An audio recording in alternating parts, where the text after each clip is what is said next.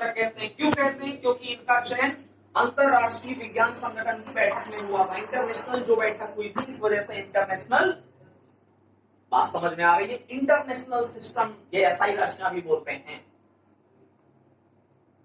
परीक्षा में प्रश्न आ जाए ताप का एसआई मात्रक, तो ताप का एसआई मात्रक केल्विन। ताप का सीजस पद्धति में मात्रक, तो सीजस पद्धति में मात्रक क्या बोलेंगे हम? Degree Celsius. ध्यान दें, एसआई बोलो या एमकेएस बोलो, जो हम एसआई बोलते हैं वही आज एमकेएस भी बोलते हैं। एसआई और एमकेएस एक ही चीज है, ठीक है?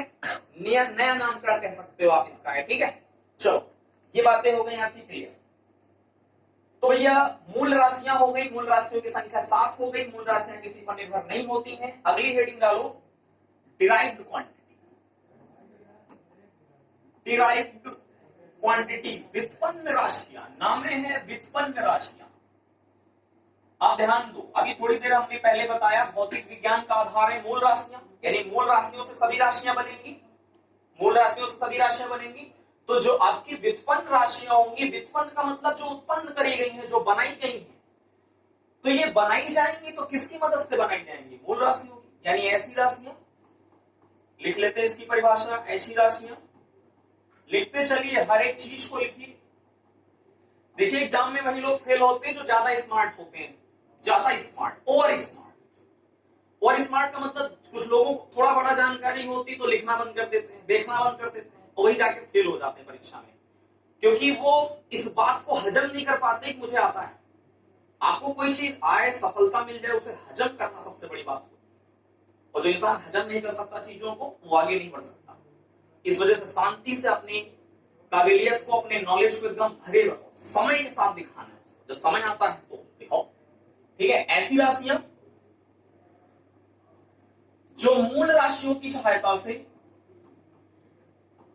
ऐसी राशियां जो मूल राशियों, ऐसी क्वांटिटीज जो फंडामेंटल क्वांटिटीज की हेल्प से, की सहायता से, यानी हेल्प से बनाई जाती हैं, उन्हें हम डिराइव्ड क्वांटिटी कहते हैं। डिराइव्ड क्वांटिटी क्या होती हैं? ऐसी क्वांटिटी होती हैं जो फंडामेंटल क्वांटिटीज की हेल्प से बनाई जाती हैं। तो बनाई जाती हैं तो इनकी संख्या क्या है? अनिश्चित है। अगर आपसे कहा जाए नंबर्स में कितनी है, तो हमने देखा था कि मूल राशियों की संख्या तो 7 है, लेकिन व्युत्पन्न राशियां बनाई जा सकती है, तो क्या इनकी संख्या निश्चित होगी, अनिश्चित होगी? तो इनकी संख्या तो अनंत हो सकती है, अनिश्चित। 7-8 नहीं होगी इनकी संख्या अनिश्चित होगी। अब कैसे? एग्जांपल, जैसे हम आपसे कहें चाल बराबर क्या होता है, बताओ? तो चाल बराबर होता है दूरी बटे समय। Speed is equal to distance upon time. Speed is equal to distance upon time. चाल बराबर होता है भैया दूरी बटे समय। तो ये हो गई दूरी और ये हो गया आपका समय। तो आप इसमें क्या समझ पा रहे हैं? दूरी और समय के सहयोग से एक नई राशि का जन्म होता है, जिसे हम चाल कहते हैं। दूरी एक तरह की मूल राशि है, फंडामेंटल क्वांटिटी है। लंबाई से जोड़ दीजिए इसको, क्योंकि लंबाई एक प्रकार की दूरी ही है, या दूरी लंबाई कह सकते हैं। समय मूल राशि में है, ठीक है? समय मूल राशि में है। बात समझ में आया? तो दूरी एक प्रकार की मूल राशि है, समय मूल राशि है। तो दो मूल राशियों की मदद से एक नई राशि का जन्म हो गया। इस वजह से हम कहेंगे कि चाल कैसी राशि है? चाल भैया व्युत्पन्न राशि, डिराइव्ड क्वांटिटी, बना दी गई है। किसकी मदद से बना दी गई है? दो मूल राशियों की मदद से एक नई राशि का जन्म हो गया, जिसका नाम है चाल। तो चाल व्युत्पन्न राशि होगी। इस तरह से वेग, जितनी भी राशियां बनाई जाएंगी, चाल, वेग, त्वरण, ये सारी राशियां बनाई गई हैं। वेलोसिटी, एक्सेलरेशन, पल, फोर्स, ठीक है? उसके बाद हम कह सकते हैं संवेग, मोमेंटम, आवेग। तो बहुत सारी राशियां, 7 राशियां हैं। 7 के बाद 2 पूरक राशियां हैं, 7 2 9। 9 को छोड़ के भौतिक विज्ञान में जितनी सारी राशियां बची, सब व्युत्पन्न राशियां। बस 9 याद रखो, उसके बाद कोई भी प्रश्न आएगा रुकेगा नहीं आपका, क्योंकि 9 याद है तो हम सब बता सकते हैं कि कौन व्युत्पन्न है, कौन पूरक है और कौन मूल है। क्या यहां तक का डाटा सभी को क्लियर है? चलो, तो ये हो गई आपकी व्युत्पन्न राशि। अब ध्यान दो, आगे है आपकी पूरक राशि। अगली हेडिंग डालो पूरक राशियां। कौन सी राशियां भैया? पूरक राशियां। पूरक राशियों को इंग्लिश में बोलते हैं सप्लीमेंट्री, सप्लीमेंट्री क्वांटिटी। ध्यान दो, पूरक राशियां क्या होती है? पूरक राशियां कुछ अलग प्रकार की राशियां हैं जो ना व्युत्पन्न में आती हैं और ना मूल में आती हैं, यानी उन्हें मूल की मदद से बनाया नहीं जा सकता, ठीक है, ऐसा मान सकते हैं। तो पूरक राशियां, इनसे बेसिकली एंगल का मेजरमेंट होता है, कोण का मापन होता है। किसका मापन होता है? कोण का। आप इसकी परिभाषा ऐसे समझ सकते हैं कि पूरक राशियां वे राशियां होती हैं जो ना आपकी मूल में आती हैं, मूल में तो साथ ही हैं, और ना पूरक में आती हैं। कुछ उनसे हट के दो राशियां हैं जो कह सकते हैं इन दोनों के रेंज से बाहर हैं। बेसिकली इनका प्रयोग होता है मुख्य रूप से कोण के लिए होता है, कोण के मापन में होता है। अब पूरक राशियां दो हैं, आपने सुना होगा, एक तो है कोण और एक है घन कोण। कोण, घन कोण, एंगल एंड सॉलिड एंगल, इसको बोलते हैं एंगल। क्या बोलते हैं? एंगल। इसको बोलते हैं इंग्लिश में सॉलिड एंगल। तो पूरक राशियों की संख्या कंफर्म है, ये कोण के लिए प्रयोग करी जाती हैं। इनकी संख्या कितनी है? 2 है। कोण और घन कोण। कोण का मात्रक क्या होता है? रेडियन। क्या होता है? रेडियन। घन कोण का मात्रक क्या होता है भैया? तो इसका मात्रक होता है स्टेरेडियन। क्या होता है भैया? स्टेरेडियन। थोड़ा सा यहां पे समझ लो, कोण दो प्रकार के होते हैं। एक तो कोण ही बोलते हैं, उसका सही नाम है समतल कोण, प्लेन एंगल, जिसको हम जल्दी से कोण कह देते हैं, उसका सही नाम है प्लेन एंगल, समतल कोण। और एक होता है घन कोण। अब जैसे आप हमने ये बनाया, इसको बोलते हैं ना कोण, थीटा, ठीक है। तो इसके लिए, और अगर हम बात करें, ये हमने सर्किल लिया, अगर हमने ये सर्किल ले लिया तो यहां पे कोण बनेगा कि घन कोण बनेगा? जरा बताओ। अगर हमने सर्किल में सेंटर पर उसके चाप के द्वारा कुछ कोण बना दिया तो वो कोण कैसा कोण होगा? कोण बोला जाएगा या घन कोण बोला जाएगा? बताओ। घन कोण और कोण में थोड़ा अंतर स्पष्ट कर लो।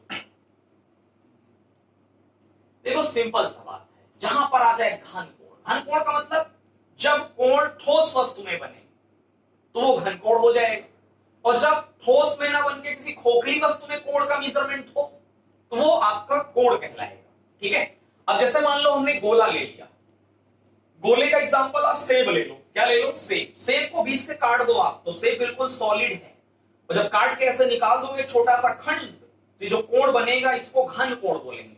क्या बोलेंगे? घन कोण। और घन कोण का मात्रक याद रखिएगा, घन कोण का मात्रक क्या होता भैया? स्टेरेडियन। कोण का मात्रक रेडियन। ठीक, चलो बस इतना दिमाग में बैठा लो। तो हमने क्या देखा? राशि देखा, भौतिक राशियां। भौतिक राशियां 3 प्रकार की, मूल राशियां, व्युत्पन्न राशियां, पूरक राशियां 3 प्रकार की। अगर हम बात करें कि भौतिक विज्ञान में 7 हो गई मूल राशियां, 2 हो गई आपकी पूरक राशियां, तो 7 2 9। 9 को छोड़ के जितनी सारी राशियां बचेंगी वो सब कैसी होंगी? व्युत्पन्न राशि। यस या नो? बात समझ में आ गई? जितनी सारी राशियां बचेंगी सब व्युत्पन्न राशियां होंगी। अब जैसे एक प्रश्न हम आपसे कहते हैं कि बताओ, एक क्वेश्चन बना दें हम, निम्नलिखित में से कौन पूरक राशि है? व्हिच, ऐसे बना दें, निम्न में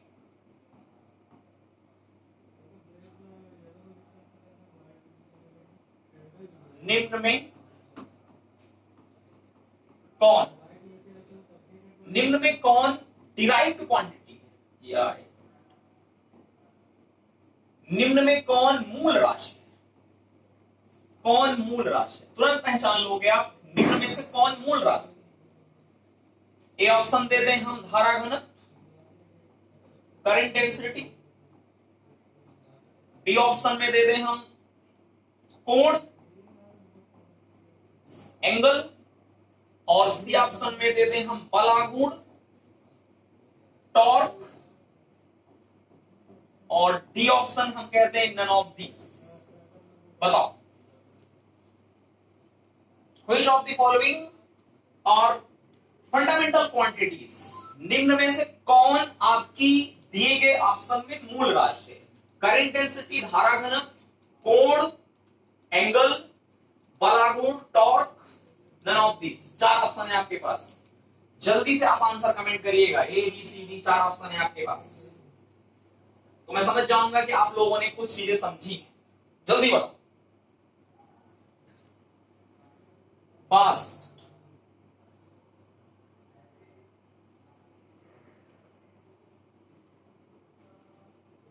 वेरी गुड, काफी लोगों के जवाब सही हैं, बहुत बढ़िया, बहुत सुंदर,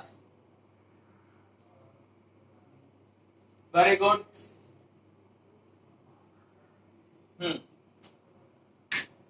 इसका सही आंसर है डी। अब देखो आप पर समझ गए, धारा घनत्व तो धारा नहीं है, धारा घनत्व तो अलग चीज है, धारा अलग चीज है।